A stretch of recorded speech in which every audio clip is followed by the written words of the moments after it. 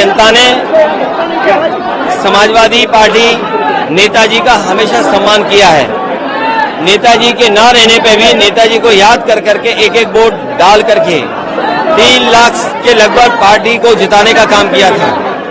जहां ये मैनपुरी की जनता रिकॉर्ड मतों से जिताने जा रही है, वहीं मैनपुरी का रिकॉर्ड मतों से जीतने के बाद मैनपुरी का मान सम्मान का चुनाव भी यहाँ की जनता समझ रही है। जो लोग 10 साल से सत्ता में रहे हैं, आज वो अपने सांसदों की तस्वीर होर्डिंग पे नहीं लगा पा रहे हैं। सांसदों के और प्रत्याशियों की तस्वीर गायब है होर्डिंग से। जिस समय वोट पड़ेगा, होर्डिंग पे लगी हुई तस्वीर भी जनता गायब कर देगी। आज इनके पास उपलब्धि केवल महंगाई की है, बेरोजगारी की है, और किसान को सपने दिखाई दे आज दोगुनी की। किसान को संकट में और परेशानी में डाल दिया सरकार ने।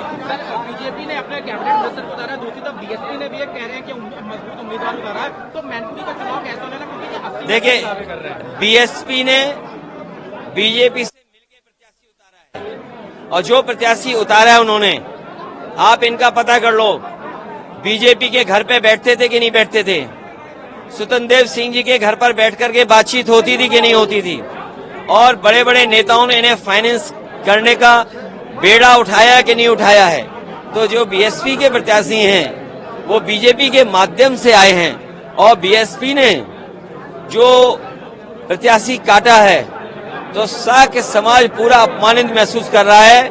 इस बार मैनपुरी का साक्य समाज का वोट एकजुट होकर के, और जो लड़ाई पीडीए की है और संविधान बचाने की, अपने वोट के अधिकार को बचाने की, उसको बचाने के लिए वोट समाजवादी पार्टी के पक्ष में करेंगे। इलेक्टोरल बॉन्ड में कल प्रधानमंत्री ने पहली बार बोला, लेकिन साथ में ब्लैक मनी भी जोड़ दिया और बताया कि पहले की चीजों को जोड़ने लगे हैं। इलेक्टोरल बॉन्ड में और इलेक्टोरल बॉन्ड से भारतीय जनता पार्टी का बैंड बज गया है।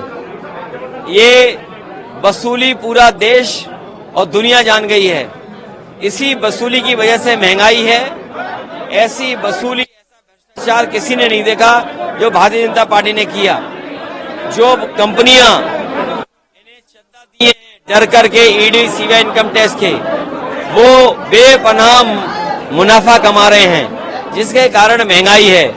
जिन लोगों ने ये चंदा वसूली की है, इस बार जनता उनका सफाया करेगी। ये आपने सर एक नया नारा दिया 400 को लेके, जो बीजेपी देता है उसके एक कॉन्ट्रडिक्टरी आपने नारा दे दिया 400 हारेगा। 400 पार नहीं, इस बार 400 हार होने जा रही है।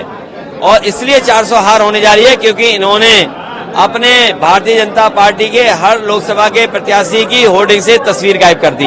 और भारतीय जनता पार्टी के प्रत्याशी जो मैनपुरी में आए हैं, वो पहले ही स्वीकार कर चुके हैं कि समाजवादी पार्टी यहाँ जीतेगी, और बीजेपी के कार्यकर्ताओं का मनोबल टूट गया है। वो अंदर ही अंदर निराश हैं कि कैसा प्रत्याशी उनके बीच में आया है।